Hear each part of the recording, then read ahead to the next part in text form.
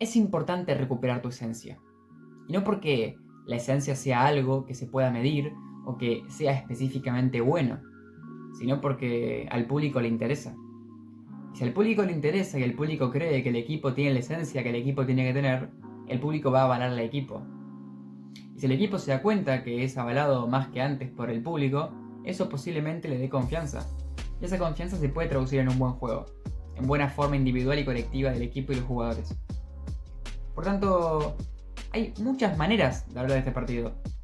Y probablemente la que más ejerza sea la de crítica. No estuvo bueno lo que pasó hoy. Y no lo digo como hincha de Boca que soy, sino desde un punto de vista lo más neutral posible, y analizando las condiciones en las que partía Trinidense y las condiciones en las que partía Boca. La mayoría de cosas son negativas, porque venían en un momento en el que iban ascendiendo en cuanto a nivel, y si estaban estancados era un estancamiento dentro de un nivel relativamente alto, con patrones, mecanismos, movilidad, facilidad para atacar y demás. Y hoy parece que todo desapareció. Fue como si Boca hubiese empezado de cero. Y esto es una visión exagerada. Vamos a ver que en realidad no es tan así, pero sí a grandes rasgos. Pero no todo es malo, o sí hay cosas buenas dentro de lo malo. Que Boca ganó la Boca. En la última, empujando, con garra.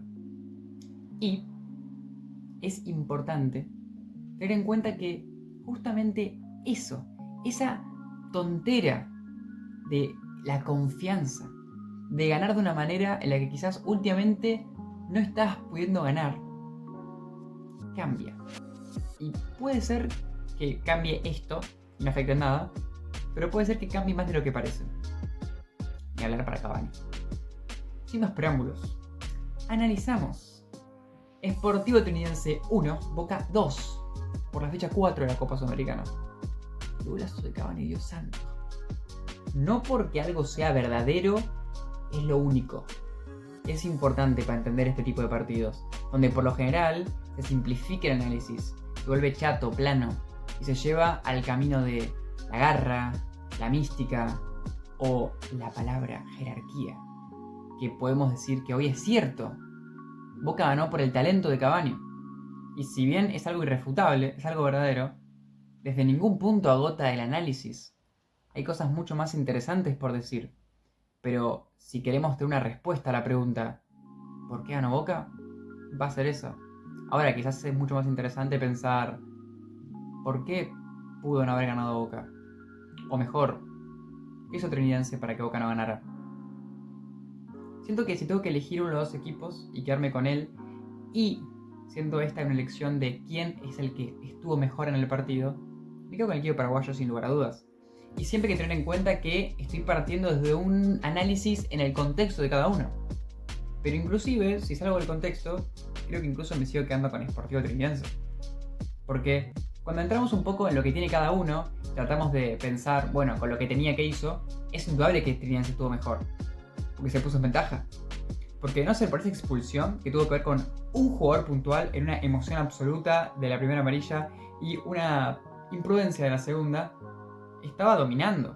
No dominando desde un punto de posesión del balón, jugadas de gol, sino que Boca estaba impreciso y el Trinidense da la sensación de que en cualquier momento metía el 2-0 de contra.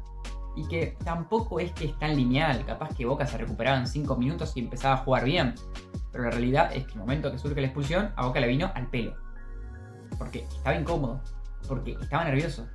Y porque al contrario, Trinidense estaba agazapado para liquidar y para pensar que se iba a clasificar la siguiente instancia. Ahora, esa característica puntual del jugador al agarrar la camiseta de X Fernández, quizás en ese momento de furia, de querer recuperar, de querer ganar el partido, se excedió. Como también lo hizo al sacarse la remera. Y por otra parte, había que revisar esa regla, que ya todos la conocemos, pero que qué sentido tiene que amonesten un jugador por sacarse la remera. A mí ninguno, pero bueno, es la regla, tampoco hay que darle vueltas. Y lo sabía ese jugador y lo hizo porque, bueno, quería tener esa imagen. Finalmente, por su culpa, pierde Trinidense. Así todo por su culpa iba ganando. Pero sacando ese tema, esa puntualidad, estaba mejor Trinidense. Y con lo que tenía, primer tiempo Boca no podía pasar, estaba incómodo, se dedicaba a intentar pases largos imprecisos y demás. Y como Trinidense estaba en su campo defendiendo y generó la jugada para meter el gol. que tampoco es que generó muchas, y por eso tampoco quiero decir que Trinidad tuvo un partidazo. Pero el partido malo que tuvo Boca, no hace falta tener mucho para superarlo. Eso que tuvo Trinidad me parece mejor. Y guarda, porque esto no quiere decir que yo piense que mereció ganar Trinidense, porque creo que eso sería excederse. Creo que el empate estaba bien. Y que la victoria se la lleva a Boca con el envío de un jugador más al final, y quizás en ese momento en el que lo consigue, y un poco por impulso, no es que no lo merecía. Pero si analizamos el global, incluso lo que hizo con un jugador más, creo que ni siquiera así lo merecía. Ahora, obvio que por los recursos de cada uno entiende que Trinidense va a quedarse atrás y va a jugar un juego de contra, pero imaginemos que no hubiese sido Trinidense, hubiese sido cualquier equipo, hasta con mejor equipo que Boca, pero que de todas formas decidía jugar de contra. Boca no supo solucionar en ningún momento lo que tenía que hacer. Adivinen cuántos centros tiró Boca. 40. En todo el partido. 40 centros. ¿De cuántos conectó? 6. 6 centros nomás. Uno fue gol. Y alcanzó para empatar. Y ahí es cuando uno piensa cómo analizo el fútbol.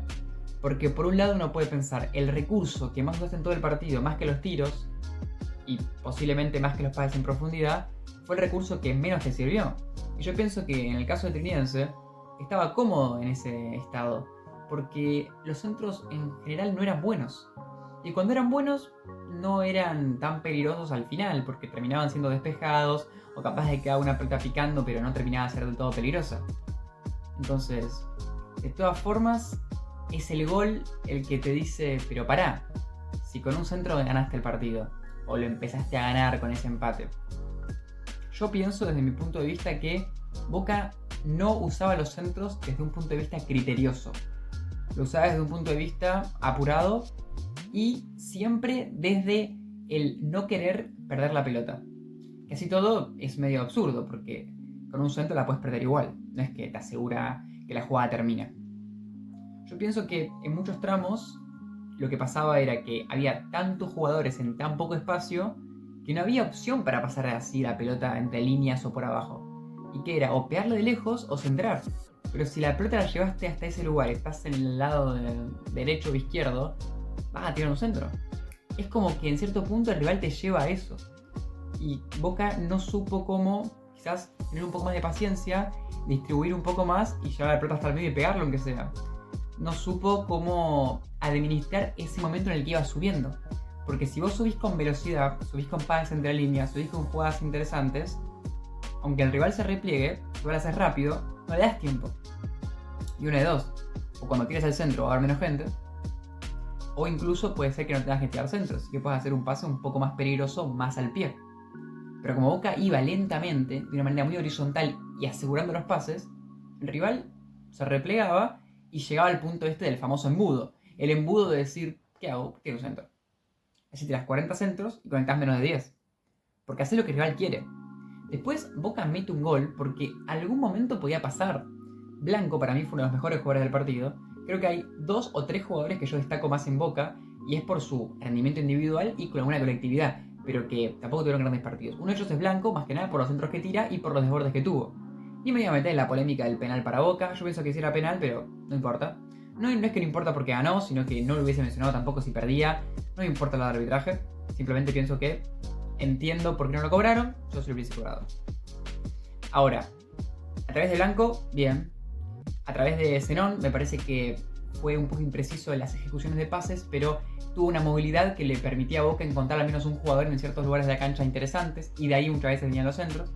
Y después, el mejor junto con Blanco, Merentiel, que se sacrificó bastante retrocediendo, tuvo una jugada en la que logró gambetear y que para mí fue una de las mejores del partido. Fíjense que tampoco Boca hizo mucho. Retrocesos, con cambios de frente, pequeños destellos que me parece que al ser un 9 suman. Porque si eso lo hace X o Medina, bueno, ese es el rol que tienen que hacer. Tampoco vamos a aplaudirlo por eso, porque un mediocampista de un cambio de frente hace 10 por partido. Pero que lo haga un 9 retrocediendo es distinto, por muchas razones. Por un lado, porque como lo hace una zona en la cancha inesperada, muchas veces es a través de un arrastre de marca. Entonces ya es un plus que te da, a diferencia del 5 que lo hace de frente y capaz que sin marca. Pero también por el simple hecho de que al ser más adelante, y al en este caso haber sido preciso, en una de esas ocasiones terminó generando un buen desborde de Advíncula. ¿Qué pasaba con Boca? Yo siento que se desesperaba mucho por finalizar o a terminar con un pase largo. Hay una jugada en el primer tiempo en el que se combina bien Medina, si no me equivoco, con Merentiel, y que también aparece X por ahí o Zenón y que hacen como una especie de triangulación. Y la jugada termina con un Medina tirando un pelotazo hacia adelante que termina yendo afuera. Y que yo lo que pensaba era en ese momento, Boca ahí trianguló bien. El trabajo de la generación primaria estuvo impecable, ¿no? Incluso con poco espacio, pero al final, cuando tenía que dar ese pase final, valga la redundancia, final, no lo hacía con precisión. Tampoco lo hacía con criterio. Porque siento que más allá de la precisión, hay muchas veces que ni siquiera tenía sentido. Una cosa es que intentes picar y que la cabecea del defensor, o que por un pelo no llegue el delantero, que son pequeños errores de precisión, pero otra cosa es que la tires afuera. O que agarre el arquero rival con las manos así, en un contexto en el que el delantero ni estuvo cerca. Como si Boca estuviese acelerado y en general nervioso. Y es llamativo porque Boca no es que estuvo perdiendo desde el principio. Boca le mete un gol de contra en el que quedan mal parados los defensores. Creo que ahí tiene mucho que ver con la línea del offside, más que otra cosa. Creo que una vez que ya no es offside, no hay que echarle la culpa a nadie. Ni siquiera a Romero, ni siquiera a los defensores. El que tiene la culpa creo que es Blanco, que es el que queda un poco atrás, entonces por eso no es offside. Pero de todas formas considero que son jugadas que te pueden pasar y que ni siquiera pienso que Boca haya quedado mal parado. Siento que justo fue una pequeña descoordinación y que tampoco pasó mucho. Diría que es una jugada criticable de parte de más que nada Blanco. Una vez que ya es offside no hay nada que hacer porque están a contrapié los jugadores de Boca y el que está en velocidad, pero que no creo que haya sido algo que se haya repetido mucho. Ahora, vi mucho en el relato, creo que el Troll Sotile, hablar sobre como, bueno, una especie de sensación de que la cancha estaba impidiendo todo el juego bien. Y se notaba que picaba mal la pelota o que los pases había como dificultades en cómo iba trasladándose, pero creo que es exagerado decir que fue por eso que Boca jugó mal. Yo siento que hay otros aspectos mucho más importantes. Por ejemplo, el rival tuvo 3 mediocampistas, Martínez, Cruz y Riveros, al igual que 2 jugadores por banda, al igual que 2 laterales. Eso quiere decir que si ibas por el medio tenías 3 jugadores, que bueno, obviamente es un montón, por lo general tenés 2, o hasta veces 1. Ya tenías un espacio muy reducido de lo que tenés siempre. Y ves por otro lado, cuando querías atacar por la banda, que muchas veces cuando el rival se cierra mucho, no hay banda, también tenía jugadores. Entonces es como que en cierto punto el planteo del rival fue tan defensivo a nivel posiciones que no podías de manera simple atacar. Con Estudiantes, cuando el otro día fue de partido, tenía 3 mediocampistas, pero no tenía doble lateral. Entonces evidentemente tenía muchas dificultades Estudiantes para defender los ataques de Boca por los costados. Hoy Boca atacó mejor por los costados que por adentro, es indiscutible, pero así todo no es que desbordaba. Simplemente ya la pelota hasta zonas un poco adelantadas y ahí tiraba algún centro. Tuvo algún desborde, pero fueron jugadas más aisladas, no fue la constante. Y esto es lo que pasa con Boca ese partido, de que por un lado hubo pocos destellos, pero tampoco tuvieron mucho que ver con jugadas colectivas que se pudieron repetir. Por lo general fueron muy puntuales. ¿De la mano de quién? Por el lado de X, que para mí tuvo un partido más flojo que de costumbre, teniendo un partido tan increíble como contra Estudiantes, hoy no estuvo bien. Impreciso por lo general, no hizo pases buenos todo el partido, cometió errores en pases malos, con cambio de frente que se le fue afuera directamente. Y bueno, no fue tan relevante, no tuvo apariciones buenas. Más allá de que el anticipe que tiene el medio campo para que lo expulsen a Andrada es impecable, es un buen anticipe. Y además ya de que él no sabía que iba a ser tan bueno porque le terminan expulsando al otro, fue muy bueno. Y claro, el tema es, además de X, que para mí tuvo un partido interesante, al menos en sus ideas, Medina para mí estuvo bastante desaparecido. Yo siento que a una jugada tuvo una triangulación, pero como él tuvo que terminar de dar la puntada final, la dio mal. Creo que últimamente tiene una bajada de nivel. Siento que le hace falta un partido un poco más cómodo contra un rival no más accesible, sino que le dé más espacios para que vuelva a entrar un poco en confianza, porque ya viene una racha un poco negativa y creo que en general le sacaron un poco la ficha. Si venía a tan buen nivel, creo que tiene mucho que ver con eso. Y también con que este partido, reitero, da muy pocos espacios. Y Boca, si juega sin espacios, depende mucho de tener mucha precisión. Y claramente la imprecisión es como que da imprecisión. Es un poco como un incendio que se va expandiendo el fuego. Cuando vos tenés un partido en el que me vas a combinarte bien, posiblemente esto haga que cada vez te combines mejor, solo que pase algo en el medio. Pero cuando vos empezás ya medio mal, ya hace que tengas menos confianza y que vayas teniendo esos nervios, esa presión de, bueno, soy Boca, soy el equipo más grande, tengo que ganar y demás. Terminense tuvo un buen partido, pero así todo yo considero de que lo que hizo Terminense fue una cosa muy básica, que es ocupar espacios y, bueno, luchar, ¿no? Luchar las pelotas aéreas, las pelotas divididas y demás. Pero para mí no fue un partido que haya establecido una táctica novedosa o algún rol puntual, alguna marca específica que haya sido interesante. Simplemente dijeron vamos a defender todos. Y cuando digo todos, todos. Obviamente de vez en cuando llegaba a aparecer, por ejemplo, Del Valle por izquierda en un pelotazo largo de Cruz, que para mí De la Cruz es como el mediocampista más completo que tiene Trinidad. Y también Andrada, ¿no? Obviamente. De vez en cuando podían aparecer, pero eran muy puntuales. Por lo general Andrada estaba jugando del lado de atrás de la pelota, no estaba esperando algún pelotazo. Entonces eso hacía que todo el tiempo haya muchas posibilidades de que Boca tenga poco espacio. Y encima, por un lado tenés, los laterales están cubiertos bien, por tanto ya es una cosa que tenías siempre y que no tenés. Por otro lado, los desmarques por el medio tienen que ser muy hacia atrás. Si te desmarcás, digamos, de la línea de los defensores está acá, la línea de los mediocampistas está acá. Si un jugador se desmarca de acá al medio de acá, es muy poco probable que le llegue la pelota. Y si le llega, se da vuelta el mediocampista, el defensor lo presiona y se lo comen. Tiene que soltarla rapidísimo. Y ahí está el tema. Cuando tenés poco tiempo, esto obviamente implica un montón de cosas. Vamos a poner el caso número 1. Tenés poco tiempo, te la pasan. Por un lado, si te la pasan muy despacio, es muy probable que tengas que buscarla. Ya te hace tener que tener una situación en la de que posiblemente tengas un jugador que te esté ya persiguiendo de antemano porque el pase fue un poco lento. O sea que ya en ese caso, si el pase es muy lento, si vas a tener mejor control de la pelota y llegas, vas a tener un rival posiblemente más cerca. O sea que tenés que soltarla rápido. Y ahí, en ese pase lento, hay que ver si a un compañero se desmarcó y lo llegaste a ver. Y siempre teniendo que hacer un pase creativo en ese momento es difícil. Tenía que haber un jugador que te ponga por el costado y hacer una pared rápida y con los pocos espacios que había. Si bien para mí alguna situación se dio en el primer tiempo y también en el segundo, son escasas. Y eso hace que tu juego se dinamite constantemente y que por ende no tengas esos circuitos interesantes. Ahora, podemos poner que el pase es fuerte. Justamente pensando en esto, se me la pueden interceptar. El pase es fuerte, el tema es el control. Si querés controlar, obviamente, porque la pelota va muy fuerte, va a ser más difícil. Ese tiempo que pierdas si querés controlar la pelota aprovechando que no tenés tanta gente encima rápido, capaz que ya tenés gente encima. Y por otro lado, si querés jugarla rápido, como obviamente la pelota viene más rápido, tienes que tener mucha más precisión para soltarla rápido, para soltarla con esa especie de pelota pinchada, por ejemplo, en las espaldas del central, o un cambio de frente. Entonces, los desmarques de Zenón, los desmarques de Merentiel o los de Cavani, o hasta uno de Medina, se veían en situaciones en las de que tenían muy poco tiempo para pensar y muy poco espacio. En ese sentido, Trinidad estuvo bien, porque todo el partido lo hizo y siempre Boca se complicó. Y por eso Boca tiró tantos centros, porque es lo único que le quedaba. Eso sí, para mí debe haber probado más de lejos, pero yo también entiendo de que cuándo va a probar de lejos. Tampoco es que tuvo situaciones en las que uno veía, si le pegaba de lejos se tenía que ser de demasiado lejos. Siento de que tengo que elegir entre haber pateado muchísimo de lejos y haber tirado muchos centros. Prefiero en este partido puntualmente haber tirado muchos centros. Porque por cómo estaba, si le pegabas de lejos iba a ser o tiros malos, incómodos o bloqueados. Y el tiro bloqueado, lo que tiene en contra es que como muchas veces rebota, no sabes si el tiro bloqueado termina en un despeje que termina en un gol del rival. Entonces, en ese sentido, no creo que haya sido tan consciente, pero si fue consciente me parece bien que no hayan tirado tantos de lejos o que hayan tirado lo justo y necesario cuando fue. Pero entiendo que el problema no es tanto que hayan tirado, sino el hecho de que no hayan intentado generar ocasiones de gol para tirar de lejos. Por ejemplo, ya te la pateaste a la banda, el rival está súper replegado, imaginar el segundo tiempo, quizás un pase más, 2 pases más, generaron un tiro no tan lejano, y ahí estaba la clave. Buscar el tiro como recurso, no en las jugadas que tenías tirar.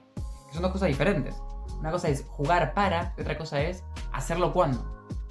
Que obviamente lo que tuvo que hacer Boca es jugar para eso. Yo creo que otro tipo de partido con este tipo de rivales, pero con un mejor rendimiento de Medina en cuanto a la gambeta, en cuanto a la predicción de pases, quizás con un mejor rendimiento de Cavani, que más allá del tiro libre que fue increíble, no tuvo un gran partido, con un mejor rendimiento de X, quizás con un 5 que sea X y con otros formas adelante para tener más variabilidad, Boca puede de todas formas triangular, pero hoy no pudo.